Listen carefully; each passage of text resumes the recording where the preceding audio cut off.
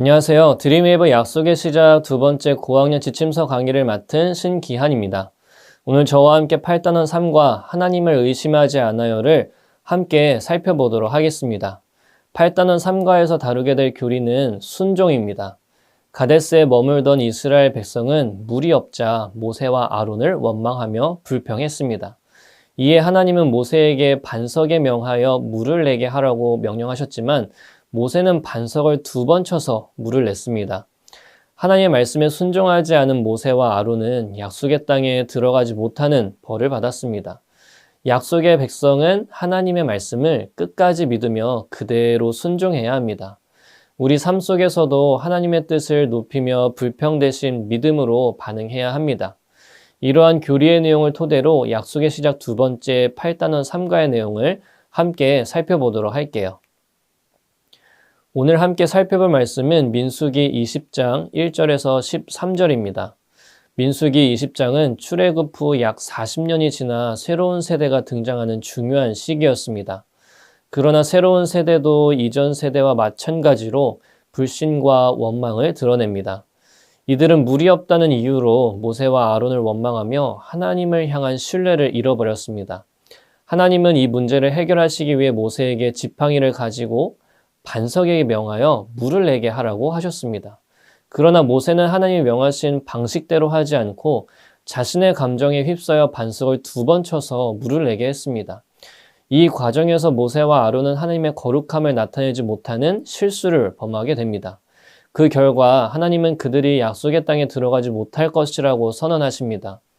이를 통해 우리는 하나님의 명령에 대한 절대적인 순종의 중요성을 깨닫게 됩니다. 지도자의 책임은 하나님의 말씀을 철저히 따르고 하나님을 의심하지 않는 것입니다.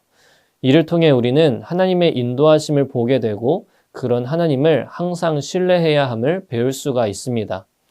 이와 같은 내용을 토대로 우리 아이들에게 가르쳐야 하는 원포인트는 하나님을 의심하지 않아요입니다.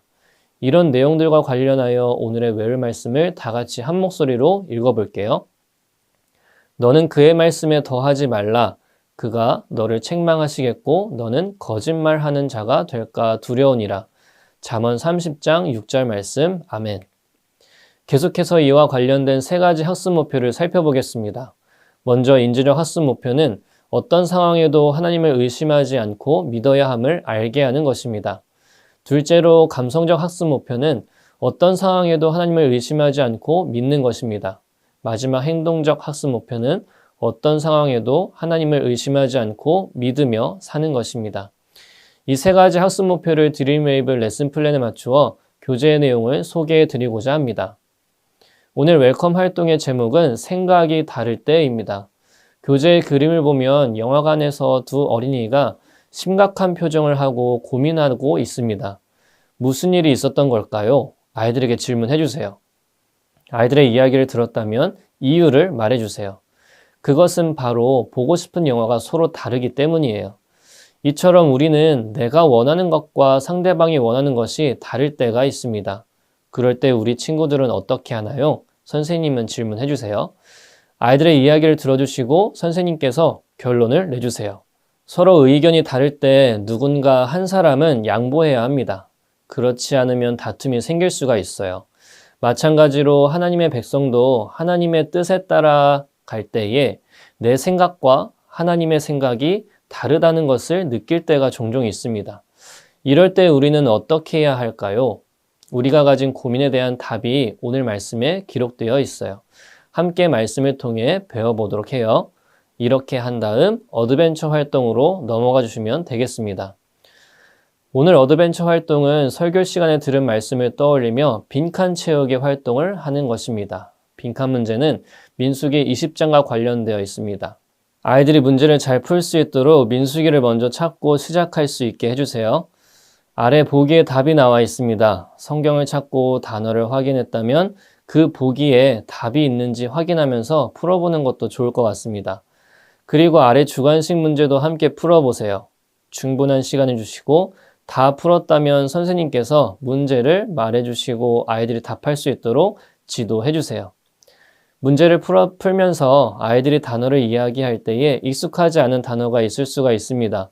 선생님에게도 생소한 단어가 있을 수가 있어요. 문제를 풀기 전 미리 체크해 주시면서 더 유익한 활동이 될 수 있도록 우리 선생님께서는 미리 공부해 주시는 것도 좋을 것 같습니다. 예를 들어 목전이라는 단어가 있습니다. 눈의 앞 또는 눈으로 볼 수 있는 가까운 곳을 의미합니다. 이렇게 모든 문제를 풀었다면 이제 밸류 활동으로 넘어가 주시면 되겠습니다. 오늘 밸류 활동은 의심 0% 기도문입니다. 앞에서 배웠던 내용들을 다시 정리해 보는 시간입니다. 밸류 활동에서 가장 중요한 것은 하나님의 생각이 우리의 생각과 다를 때도 하나님의 뜻과 계획을 믿고 의심하지 말아야 한다는 사실을 기억하는 거예요. 교재의 그림을 보면 0%라는 그림이 그려져 있습니다. 하나님께 의심 없이 순종하겠다는 마음을 담아서 숫자 안에 순종을 결단하는 기도문을 작성할 수 있도록 지도해 주세요. 예를 들어 무엇이든 찾고 구하는 것이 있다면 구하라고 말씀하신 하나님, 의심하지 않고 늘 하나님께 구하며 의지하며 살아가겠습니다. 와 같은 기도문을 적을 수 있도록 지도해 주세요. 이렇게 밸류 활동을 통해 배운 말씀을 되새기고 다음 활동으로 넘어가 주시면 되겠습니다. 이제 우리 아이들이 오늘 말씀을 삶 속에서 살아내는 것을 도와주는 시간입니다. 밸류 활동을 통해 스스로 정리한 내용들을 토대로 일상 속에서 어떻게 말씀을 기억하며 살아갈지 인커리지 활동을 통해 살펴보도록 할게요. 이번 주 미션은 밸류에서 적은 기도문을 매일 아침마다 기도하고 체크하는 시간입니다. 교재를 보시면 요일마다 체크할 수 있는 칸이 그려져 있어요.